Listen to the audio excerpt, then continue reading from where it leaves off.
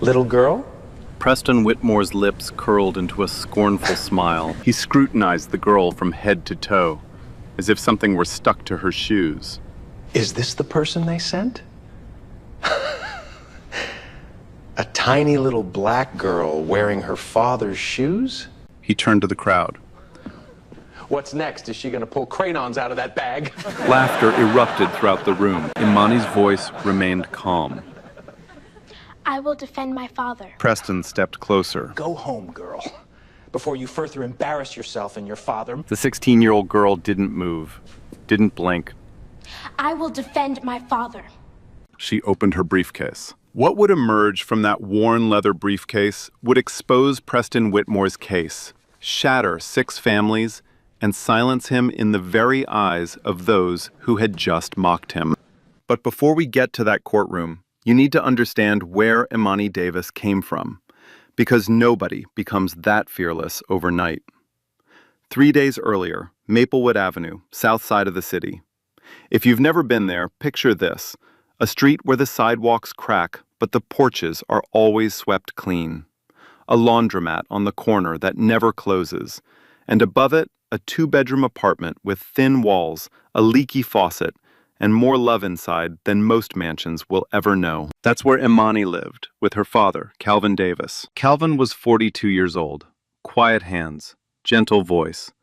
The kind of man who said yes, sir, and no, ma'am, even to people who never deserved his respect. He worked as a custodian at Glenfield Tower downtown, mopping floors, emptying trash cans, fixing things nobody else wanted to fix. Some nights he pulled double shifts. Some mornings he came home so tired his hands shook when he poured his coffee. But every single night, no matter how late, Calvin cooked dinner for his daughter. Every single night. Because that's what he promised Denise he would do. Denise was Imani's mother. She died 4 years ago, cancer that moved faster than any doctor could chase. But before she got sick, Denise Davis had been 6 credits away from finishing her paralegal degree. Her textbooks were still on the shelf in Imani's room. Her graduation photo, cap and gown, the biggest smile you ever saw, still hung on the living room wall. Imani started reading those textbooks when she was 11. Not for school, not for fun. She read them the way some kids memorize sports stats, obsessively, hungrily, like the words might disappear if she didn't learn them fast enough. That Tuesday evening, Calvin came home from his shift and found Imani at the kitchen table, buried in a stack of highlighted printouts. He set down a grocery bag and smiled. "Baby girl, you studying for school or trying to pass the bar?" Imani didn't look up. Did you know that in Henderson versus Palmer, 1994, a tenant proved retaliatory eviction just by showing a pattern of complaints filed before the notice was served? Calvin shook his head. Your mama would have loved this. Remember that case name, Henderson versus Palmer. It's going to come back. And when it does, it will change everything. The next morning, 6:45 a.m., a knock hit the front door so hard the hinges rattled. Calvin opened it. Douglas Pennington stood in the hallway, property manager for Glenfield Property Holdings. Starched shirt, clipboard, 0 eye contact. He handed Calvin a folded document without saying good morning. Eviction notice.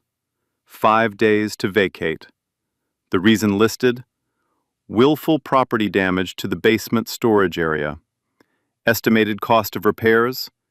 $8,500. Calvin's face went blank. I've been here 14 years, never missed rent. You know I didn't do this. Pennington didn't blink. The damage report says otherwise, Mr. Davis. 5 days. He turned and walked away. Imani was standing in the hallway behind her father. She didn't say a word, but her hand closed slowly around the doorframe until her knuckles went white. And while Calvin was staring at a piece of paper that could take away the only home his daughter had ever known, let me tell you what was happening on the other side of town. Downtown, 42nd floor, the offices of Whitmore and Associates, one of the most powerful law firms in the county. Glass walls, Italian leather chairs, a view that reminded you every second who owned this city and who didn't. Preston Whitmore III sat in his corner office, flipping through the Davis eviction file like it was junk mail. He represented Glenfield Property Holdings. He'd handled cases like this before, cases against people like Calvin. His associate asked how long the hearing would take. Preston didn't even look up. 15 minutes. These people never fight back. He tossed the file on his desk. And when they do, they lose. File the motion. Let's get this done before lunch. These people, remember that phrase, because Preston Whitmore had spent his entire career looking down at people like Calvin Davis. He had never, not once, considered the possibility that one of these people might look back up and see straight through him. The next morning, Calvin and Imani took 2 buses to the county legal aid office on the east side. If you've never been inside a legal aid office, imagine a waiting room where hope goes to sit down and slowly die. Plastic chairs bolted to the floor, fluorescent lights that buzz just loud enough to remind you nobody's coming to fix them. A water cooler in the corner with no cups. And a line of people, long, tired, silent, each one holding a folder full of problems, waiting for someone, anyone, to tell them what to do next. Calvin signed in at the front desk. The receptionist didn't look up. She just pointed at 2 empty chairs in the back row and said, "Someone will call your name." They waited 2 hours. Their assigned attorney was a man named Raymond Stokes, late 30s, tired eyes, coffee stains on his sleeve, and a desk buried under case files so deep you couldn't see the wood underneath. Raymond Stokes was not a bad man. He was not a lazy man. He was a man trying to carry 93 open cases on 2 shoulders, and those shoulders were breaking. You could see it in the way he sat, leaned forward, like the weight on his back wouldn't let him straighten up anymore. Stokes reviewed Calvin's file in under 10 minutes. He flipped through the eviction notice, the damage report, the photographs Pennington had submitted, close-up shots of cracked concrete and broken pipes. He looked at the signed affidavit. He looked at the repair estimate. Then he rubbed his eyes, set the folder down, and exhaled like a man about to deliver news he wished he didn't have to. "Mr. Davis, I'll be honest with you. This is going to be difficult. They've got photographs. They've got a signed affidavit from the property manager. They've got a repair estimate totaling $8,500. Without counter evidence, something that directly contradicts their documentation, this is an uphill battle. These property companies have resources we just don't have." Calvin sat very still. His hands were folded in his lap, the way a man holds himself when he's trying not to fall apart in public. "So, what do we do?" Stokes looked at him the way a doctor looks at a patient when the prognosis isn't good. "We show up, we tell the truth, and we hope the judge listens." Hope. That was the entire legal strategy. Hope. Imani sat in the chair next to her father, staring at a crack in the tile floor. She didn't interrupt. She didn't say a single word until they were outside, standing in the parking lot under the afternoon sun, the heat pressing down on them like a hand pushing them into the ground. Then she said it, quietly, almost to herself. Hope isn't a legal strategy. Back on Maplewood Avenue, the news traveled the way bad news always does in neighborhoods like this. Fast, quiet, and with a shrug at the end. "Calvin Davis is getting evicted. Did you hear? Such a shame. Good man. But what are you going to do?" The woman at the corner store shook her head. "Same thing happened to the Turners last year. Same building company. You can't fight those people, Calvin." The man who ran the laundromat downstairs leaned against the doorframe. 14 years you've been here and they just throw you out? That's cold, brother. But I've seen it before. Nobody was shocked. Nobody picked up a phone or wrote a letter. They just shook their heads and went back to their lives. Because in neighborhoods like Maplewood Avenue, eviction wasn't a tragedy. It was Tuesday. That was the worst part. Nobody was even surprised. But there was one person on Maplewood Avenue who had something more than sympathy. Brenda Collins lived across the hall. 74 years old, bad knees, a strong grip, and a pair of eyes that didn't miss a single thing that happened in that building. She caught Imani in the stairwell that evening, grabbed her wrist with fingers like iron, and pulled her close. "Baby, come here. I need to tell you something, and you need to listen." Imani leaned in. "I saw them," Brenda whispered. Her voice was shaking, but her eyes were sharp. "The property people. 2 men in work jackets. They went down to that basement, carrying a sledgehammer and a pry bar. This was March 10th, 2 days before they said your daddy broke anything. 2 full days before that damage report. I heard banging for 20 minutes straight. And when those men came back up, they were laughing, Imani. Laughing like they just finished a job." Imani's pulse was hammering. "Ms. Collins, would you say that in court? Under oath?" The courage drained from Brenda's face, the way color leaves a sunset. Slowly, then all at once. She let go of Imani's wrist and stepped back. "Baby, I want to help.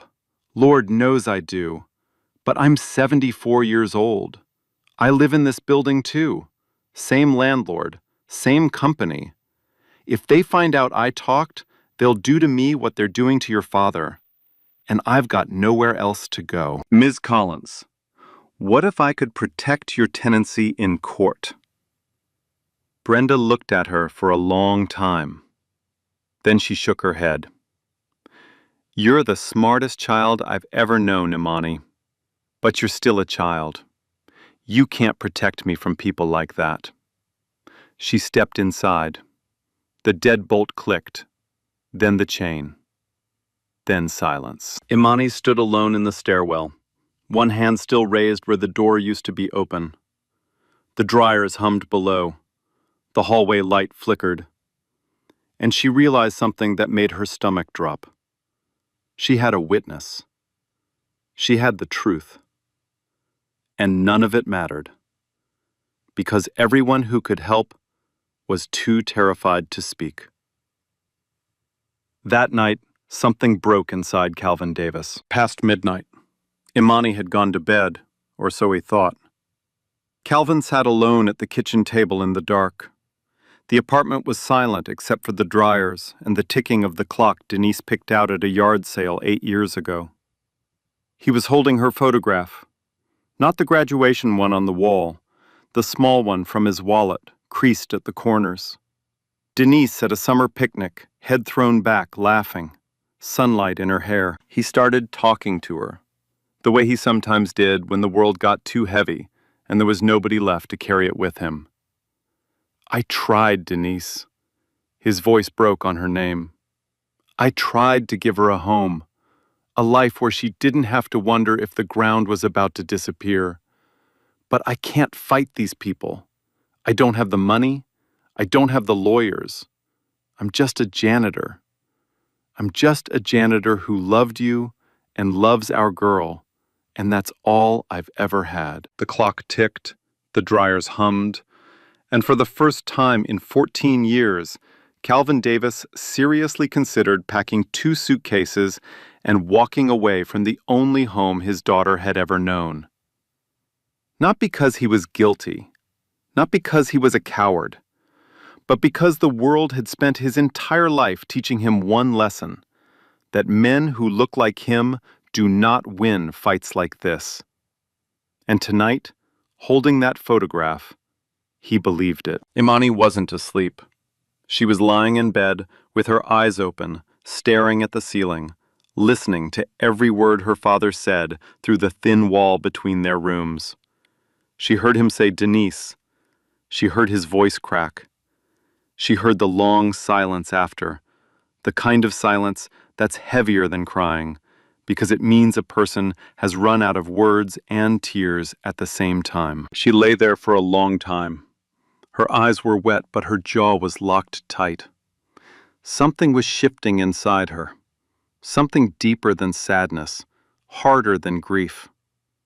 It started in her chest and spread outward like heat from a fire that refused to go out. She got up, bare feet on cold floor, walked down the hallway without making a sound, and stopped just outside the kitchen. Through the gap in the doorway, she could see her father, hunched over the table, pressing a photograph against his chest, like it was the last thing keeping him alive. She whispered it so quietly, even she barely heard it. "You're not just a janitor, Daddy. And I'm not just a kid." She didn't go into the kitchen. She didn't wake him.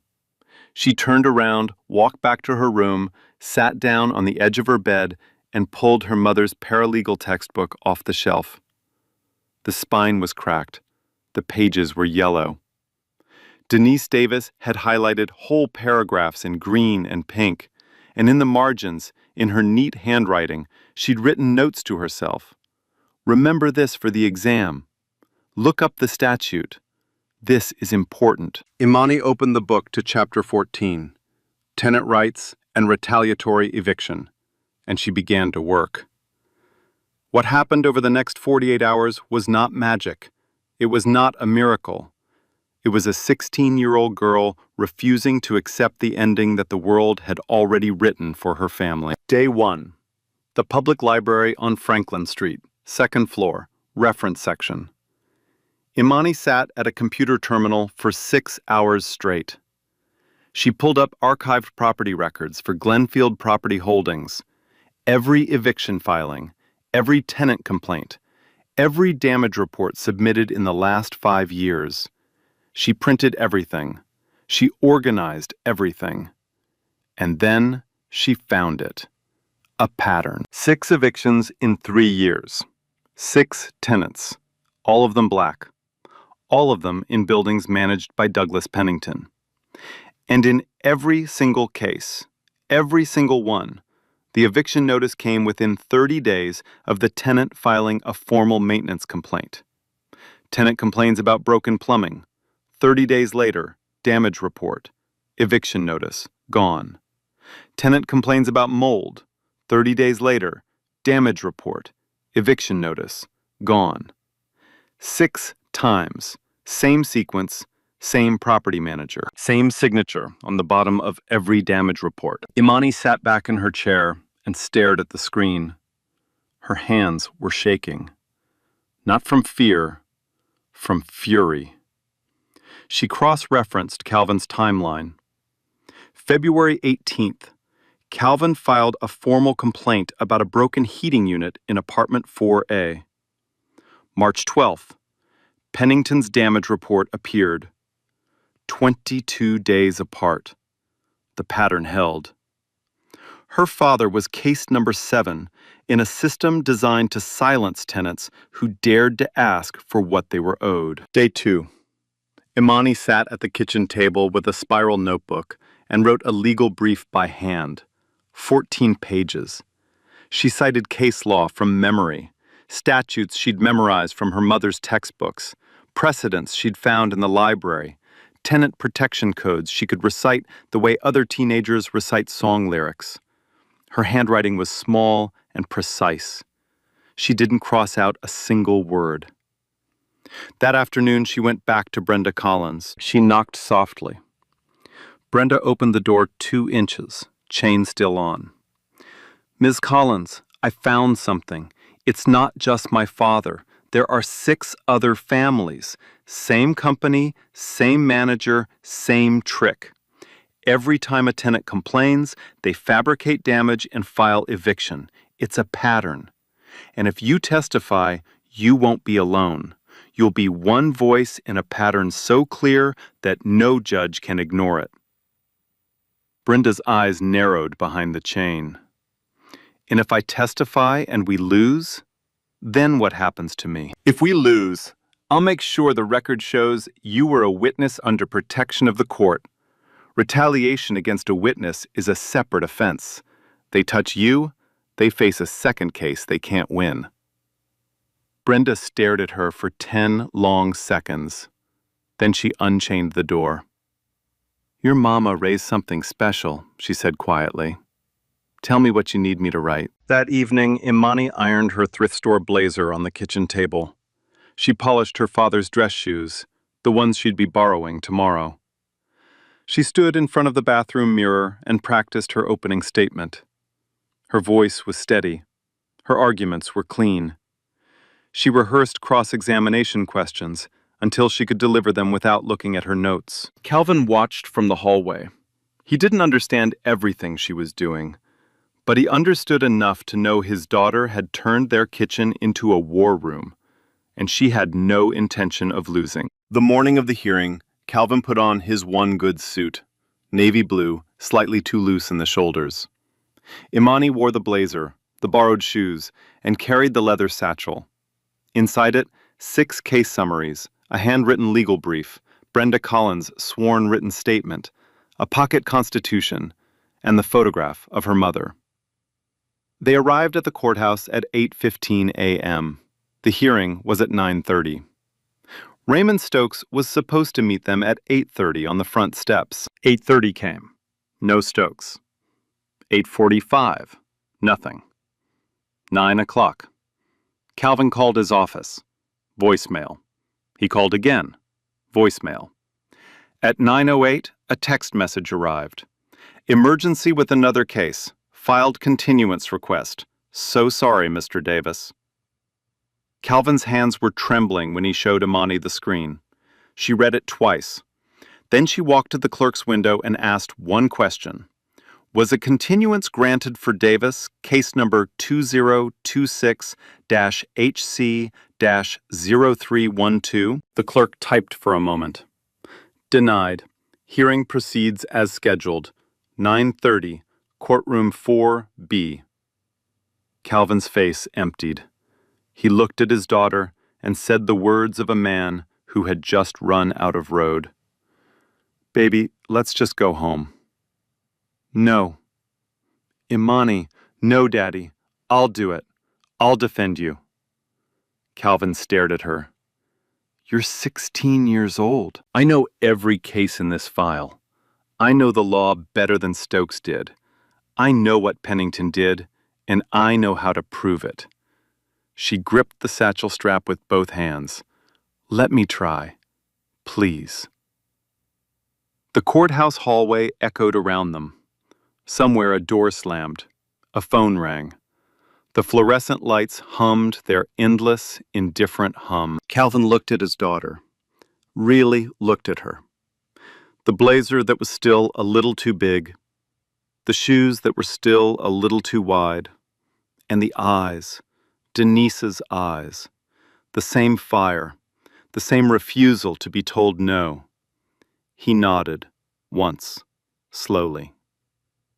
Imani turned and pushed open the heavy wooden door of courtroom 4B.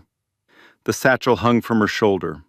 The photograph of her mother pressed against the case files inside. On the other side of that door, Preston Whitmore was already seated, relaxed, smiling, checking his watch. He had no idea what was about to walk through that door. But before we walk into that courtroom with Imani, I need to take you back to the night before, back to the library, back to the moment everything changed. It was 9:46 p.m.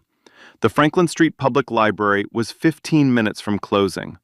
The reference section was empty, except for Imani, a flickering desk lamp, and 6 printouts spread across the table like pieces of a puzzle that nobody had ever tried to solve. 6 eviction cases, 6 families, 6 damage reports, all signed by Douglas Pennington, all filed against tenants of color.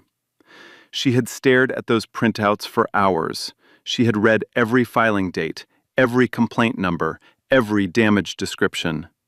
And something kept pulling at her, a thread she could feel but couldn't see, like a word stuck on the tip of your tongue. It was right there, right there. Then she saw it. She pulled the first case. The Robinson family, apartment 2C, Glenfield Towers, filed a maintenance complaint about water damage on January 5th.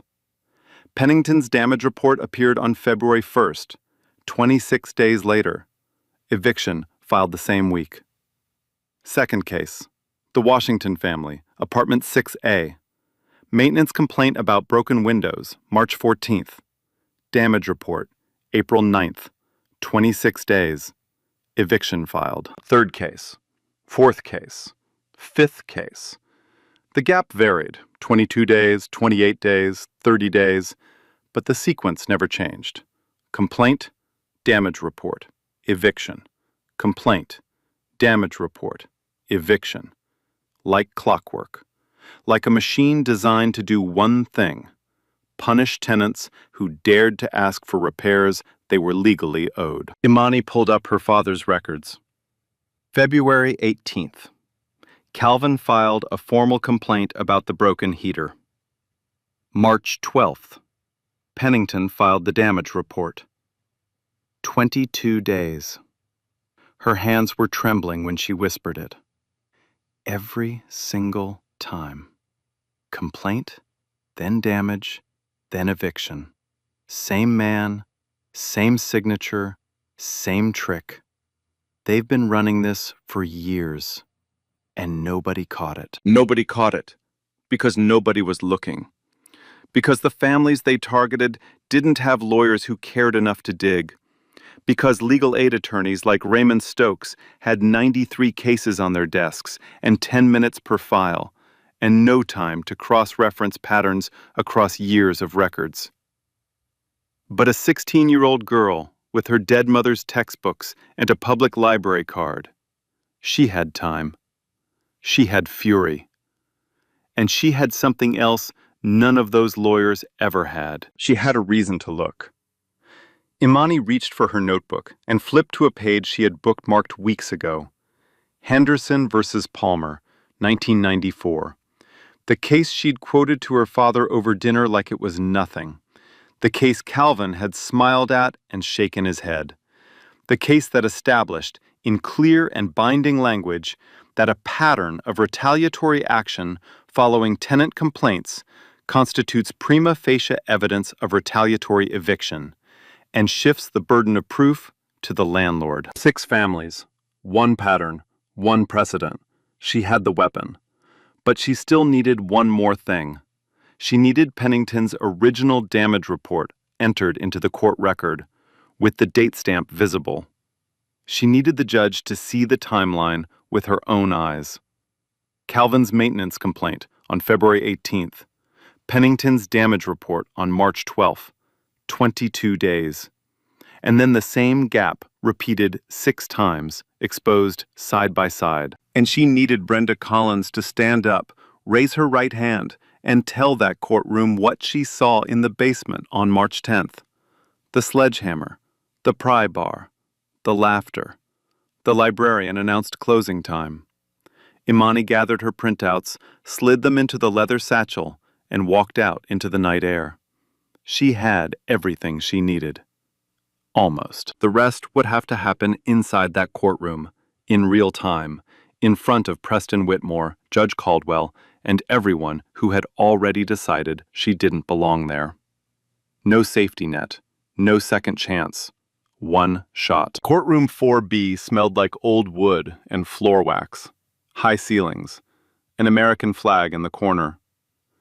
Judge Eleanor Caldwell sat behind the bench, silver-haired, reading glasses low on her nose, the kind of face that had seen every lie a courtroom could produce and had stopped being impressed 20 years ago. Preston Whitmore was already seated at the petitioner's table, legs crossed, pen tapping lightly on a leather folder.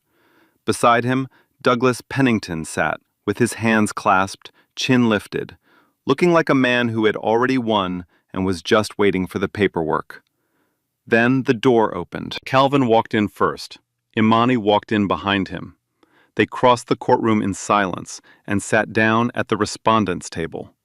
No lawyer, no briefcase, just a man in a navy suit and a girl with a leather satchel. Judge Caldwell looked up from her file. Her eyes moved from Calvin to Imani, then to the empty chair where an attorney should have been sitting.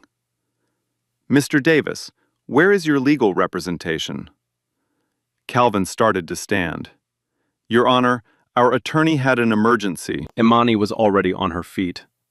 "Your Honor, I'd like to request permission to represent my father as a lay advocate under State Civil Procedure Rule permitting non-attorney representation in housing court administrative hearings." The courtroom went quiet.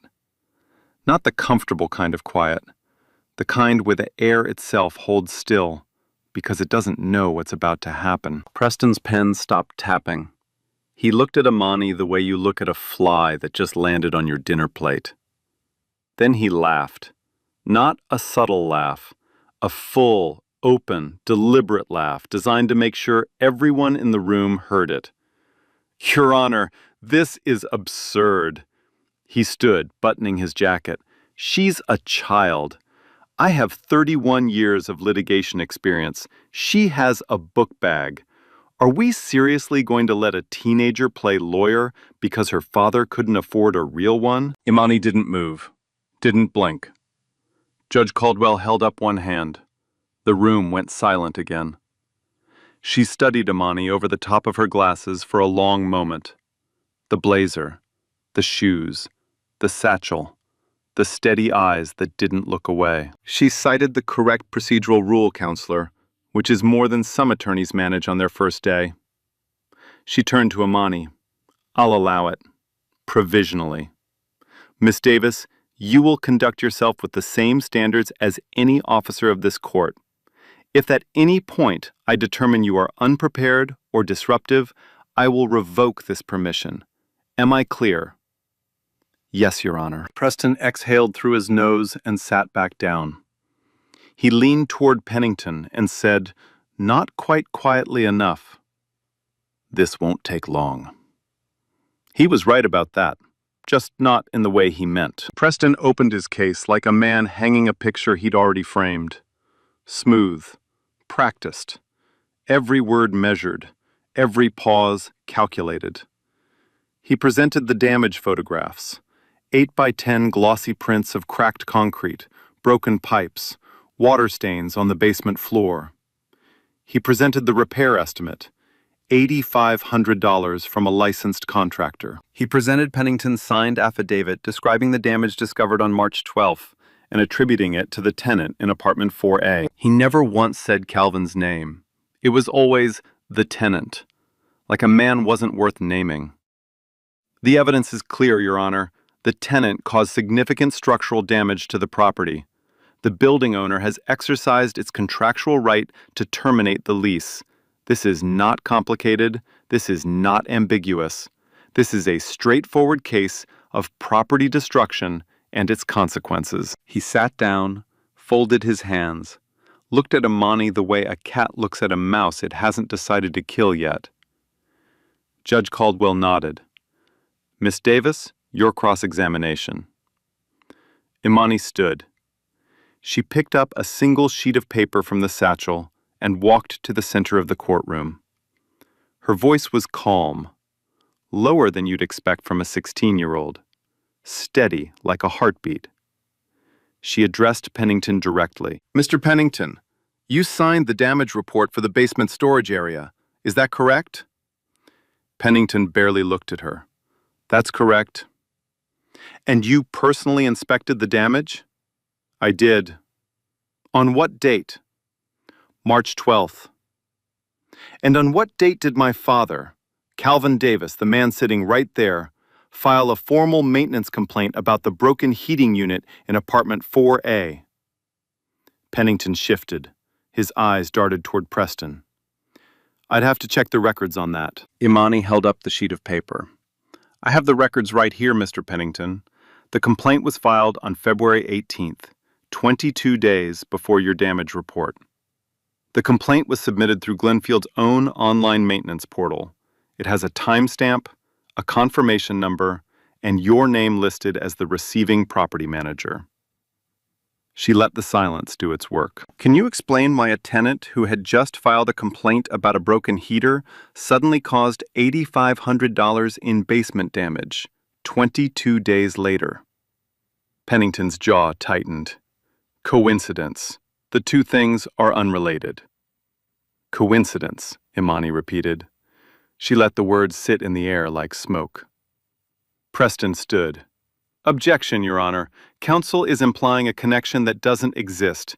The timeline is coincidental and irrelevant to the property damage claim. Judge Caldwell looked at Imani. Miss Davis, where are you going with this? Your Honor, I intend to demonstrate that this timeline is not a coincidence. It is a pattern, and I have documentation to support that claim. Caldwell paused, studied her, then nodded slowly. You may continue, but get to the point, Miss Davis. This court's time is not unlimited.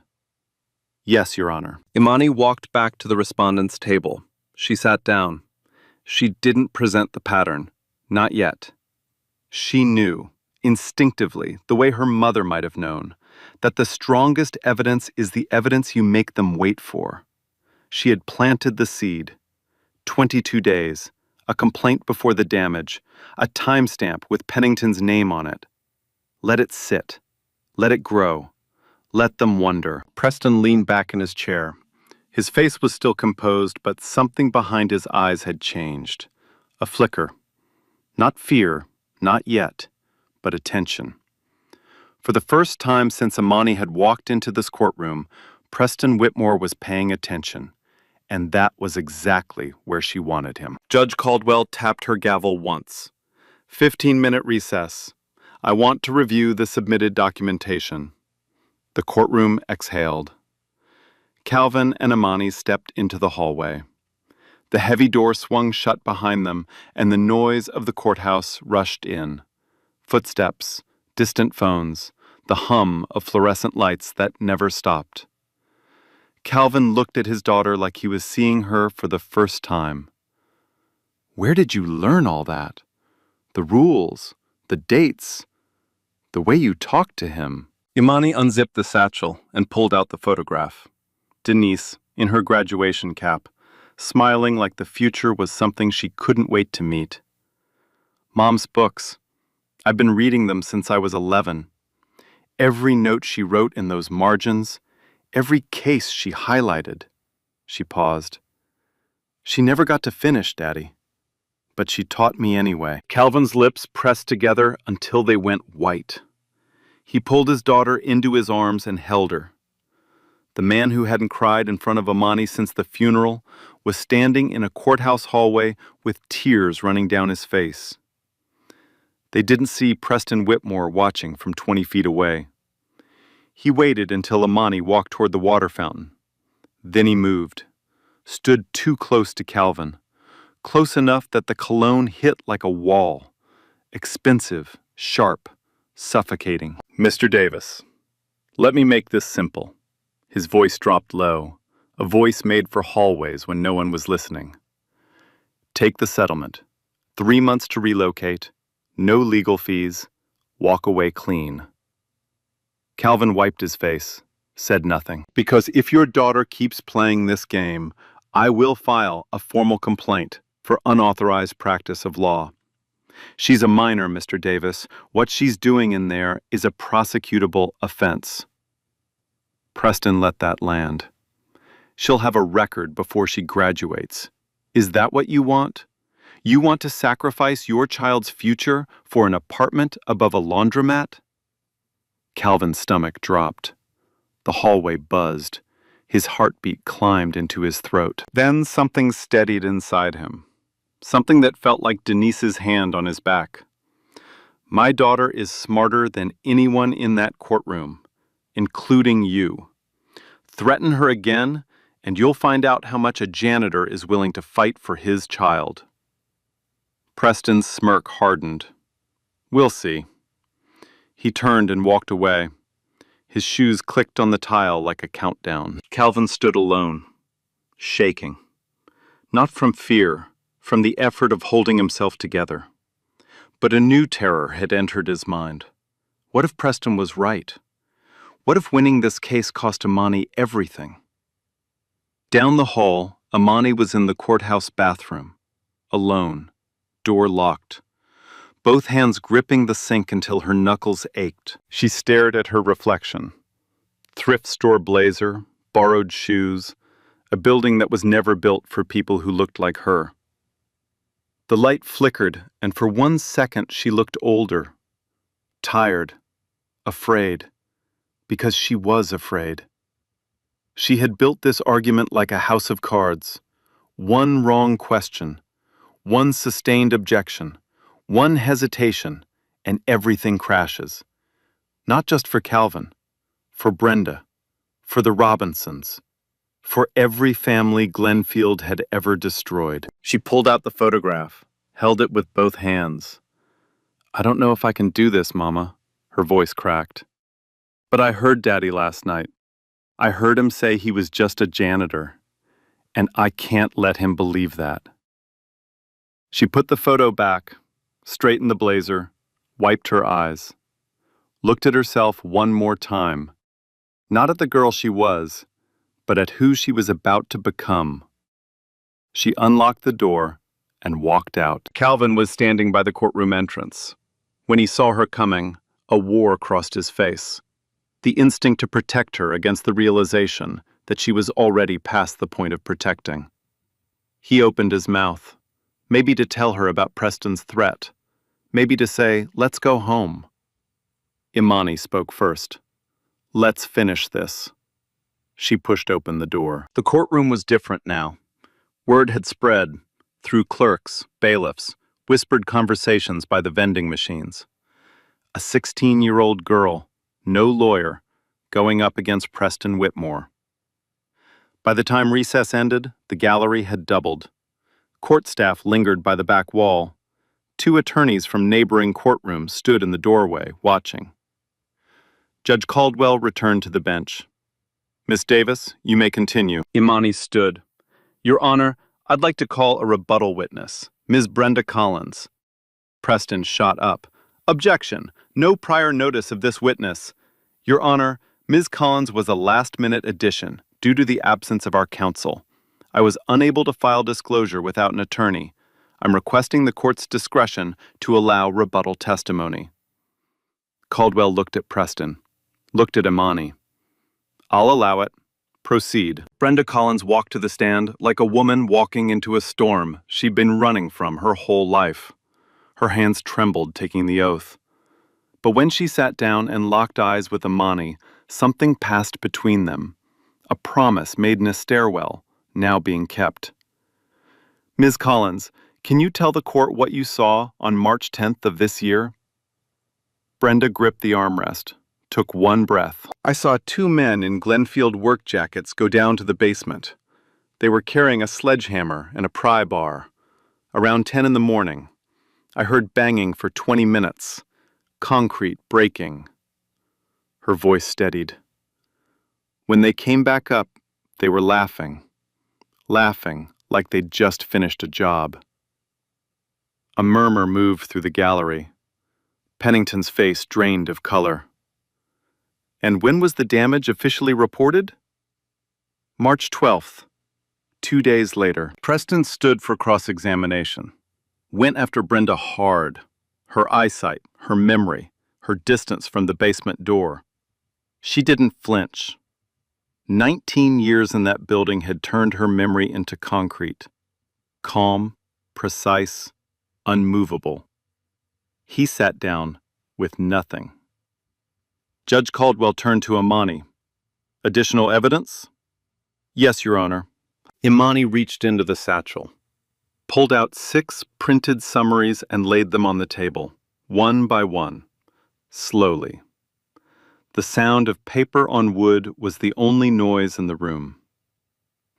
"Your Honor, in 3 years, Glenfield Property Holdings filed 6 eviction cases. In every one, the tenant had filed a maintenance complaint first. In every one, a damage report appeared within 30 days, signed by Douglas Pennington. In every one, the tenant was evicted." She looked directly at Pennington. Every tenant was black. The gallery erupted. Caldwell raised one hand. Silence. My father filed a complaint on February 18th. The damage report appeared March 12th. 22 days. Same pattern, same manager, same signature. He is not a unique case, Your Honor. He is the latest target in a system designed to punish tenants who ask for what they're legally owed. Preston was on his feet. Objection! Speculation! These cases are unrelated. She is a child drawing imaginary— Your Honor. Imani's voice didn't rise. It didn't need to. Henderson versus Palmer, 1994. A documented pattern of adverse action following tenant complaints constitutes prima facie evidence of retaliatory eviction.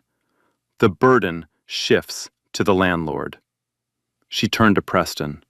6 tenants, 6 complaints, 6 damage reports, 6 evictions, all black families, all signed by the same man. If that's not a pattern, counselor, what would you call it? Preston opened his mouth. Nothing came out. Caldwell watched him for 5 seconds. She's correct. Henderson versus Palmer is binding precedent. Overruled. Preston sank into his chair. The smirk that had lived on his face since Imani first walked into this courtroom was gone. Completely gone. Imani wasn't finished. Your Honor, I request permission to re-examine Mr. Pennington. Caldwell nodded. Pennington was sweating. Imani didn't raise her voice. Every question landed like a nail driven flush into wood. Mr. Pennington, did you prepare all 6 damage reports? Yes. In each case, the tenant filed a complaint within 30 days? I don't recall the exact. January 5th, complaint. February 1st, your report. March 14th, complaint. April 9th, your report. Shall I continue? Those are coincidences. 6 coincidences. 6 black families, all evicted, all profitable for your employer. She held up Brenda's statement. And an eyewitness saw your workers destroying the basement with a sledgehammer 2 days before you claimed to discover the damage. One step closer. Did Glenfield instruct you to fabricate damage reports to remove tenants who filed complaints? No, I didn't. Then why does every case follow the same sequence? Why is your signature on every report? And why were your employees laughing when they came up from that basement? Pennington looked at Preston. Desperate, drowning, reaching for a lifeline that wasn't coming. Preston stared at the table, because there was nothing left to say. Judge Caldwell removed her glasses, set them on the bench, folded her hands. I've heard sufficient testimony and reviewed the evidence. The respondent has demonstrated a clear, documented pattern of retaliatory eviction practices by Glenfield Property Holdings. The testimony of Ms. Collins, combined with the timeline evidence across 6 prior cases, raises serious concerns about the integrity of the damage report submitted in this matter. She turned to Preston. Counselor, your client had every opportunity to provide a legitimate, non-retaliatory explanation. You did not. Preston said nothing. His hands lay flat on the leather folder like a man bracing for impact. I am dismissing the eviction petition against Mr. Calvin Davis effective immediately. Mr. Davis will retain full tenancy with no outstanding obligations related to this claim. Calvin's hand found Imani's under the table. He squeezed until his knuckles went white. Judge Caldwell wasn't finished. Furthermore, I am referring Glenfield Property Holdings and Mr. Douglas Pennington to the District Attorney's Office for investigation into potential fraud, evidence fabrication, and discriminatory housing practices. The pattern presented today demands a full and thorough investigation. Pennington's face collapsed. all at once, like a building whose foundation just gave way. He looked at Preston for help. Preston wouldn't look at him. Preston was staring straight ahead at nothing, the way a man stares when the ground he stood on his entire career cracks beneath his feet. Caldwell turned to Imani. The sternness softened, just enough to let something human come through. Miss Davis, in 30 years on this bench, I have seen thousands of attorneys present arguments in this courtroom. I want you to hear me when I say this. What you did today was more prepared, more precise, and more courageous than 90% of what I have seen from licensed professionals. You should be extraordinarily proud. The gallery broke. Not applause, something quieter. A ripple of emotion moving through the room like a wave. A clerk wiped her eyes. The bailiff nodded once. The two attorneys in the doorway looked at each other and said nothing, because nothing needed to be said. Calvin stood. His legs were shaking. He wrapped his arms around Imani and held her the way you hold someone when you've been drowning and they just pulled you to shore. His shoulders shook. 14 years of double shifts, quiet endurance, and swallowed pride, all breaking loose at once. Imani held him back, eyes closed, fingers gripping the fabric of his navy suit.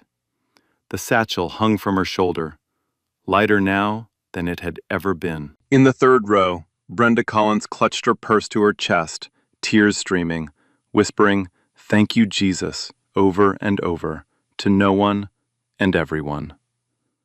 The courtroom emptied slowly. One woman, a stranger, touched Calvin's arm and said, "God bless your daughter." Preston Whitmore was the last to leave. He gathered his files, closed his briefcase with a click that echoed in the empty room, walked toward the door, and stopped. Imani was standing in the aisle, the satchel on her shoulder, her father beside her. Preston looked at her. The arrogance was gone. The condescension was gone. What remained was something he probably hadn't felt in 31 years of practicing law. He studied her, this girl in a thrift store blazer who had just dismantled his case with a leather bag and her dead mother's textbooks. "Who taught you?" Imani didn't hesitate. "My mother." Preston held her gaze for 3 seconds. Then he nodded. Once. Not an apology, not a surrender, something harder for a man like him to give. Recognition. The involuntary acknowledgement that he had been beaten, fairly, by someone he had dismissed as nothing. He walked out. His footsteps faded down the hallway into silence. Calvin put his arm around his daughter. They walked out of the courthouse into late afternoon light. Golden, warm, the kind that makes ordinary streets look like they're glowing. Maplewood Avenue was 30 minutes by bus, but today they walked. No rush, no deadline, no eviction. "Your mama would have been the best lawyer in this city," Calvin said quietly. Imani looked up at him. She still might be. In the weeks that followed, the ripples spread. The district attorney opened an investigation into Glenfield Property Holdings. Pennington was suspended. 3 evicted families were contacted about reinstatement. Preston Whitmore quietly withdrew as Glenfield's counsel. No statement, just a name removed from a client list and a silence that said everything. Raymond Stokes called Calvin to apologize, then asked if Imani had considered interning at Legal Aid. Calvin laughed for the first time in weeks. One afternoon, a handwritten letter arrived, court stationery, from Judge Caldwell. "The law needs people like you. Enclosed is a pre-law scholarship. I encourage you to apply. You've already proven you belong." Calvin framed it next to Denise's graduation photograph. 2 frames, side by side. A mother who never finished, and a daughter just getting started. This story is about truth being louder than power, preparation sharper than arrogance, and love, the kind a mother leaves in her books and a father carries in his wallet, being stronger than any system designed to break it. That night, Imani sat at the kitchen table, the same table where her father nearly gave up, with a new book open. An LSAT prep guide. The satchel hung on the chair. Denise watched from the wall. And Imani looked up, almost as if she could see you, and smiled. If this story moved you, hit like. Share it with someone who needs it. Subscribe, because every week we tell stories about people who were told they were nothing and proved they were everything. Sometimes the most powerful person in the room is the one nobody expected. Yo, a 16-year-old girl, no lawyer, no degree, just a bag full of her dead mama's textbooks, and she posed what 6 attorneys before her never even saw. And I'm not gonna lie, this one hit different, because I kept thinking about myself. How many times I have been in this situation where I knew what to do, but I just sat there, waiting for somebody smarter, somebody with a title. And this girl, she's 16, no lawyer, no backup plan. She just said, I'll do it, that's it. She worked in and did what crime professionals couldn't.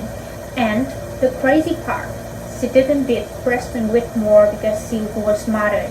She beat him because she actually did the work. She showed up thinking it's gonna be easy. She showed up like her whole life depended on it, because it did. It wasn't talent, it wasn't money. She just cared more, simple as that. But the part that broke me was Calvin, sitting in the dark kitchen until midnight, holding his wife's picture, saying, I am just a janitor. How many of us have been there, sitting somewhere alone, believing the worst thing somebody ever said about us? So, I gotta ask you, who in your life is in the dark kitchen right now who needs somebody to tell him, nah, you're way more than that? Leave your thoughts in the comments, or just drop a heart. And share this with someone fighting something nobody else can see, because sometimes the most powerful person in the room is the one nobody expects.